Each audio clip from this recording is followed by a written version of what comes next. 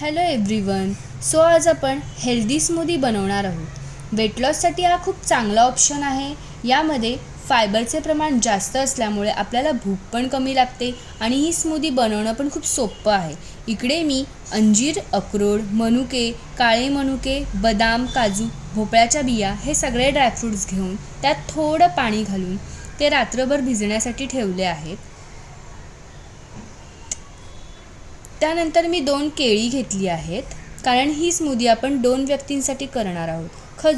खजूर का तर आपण ह्यात अजिबात साखर घालणार नाही आहोत. त्यानंतर दूध, नंतर भिजवलेले ड्रायफ्रूट्स एका मिक्सरच्या जारमध्ये घेऊन त्यामध्ये बिया काढून खजूर घालायचा आहे. त्याच्यानंतर त्याच्यामध्ये 2 केळी कट करून घालायचे आहेत.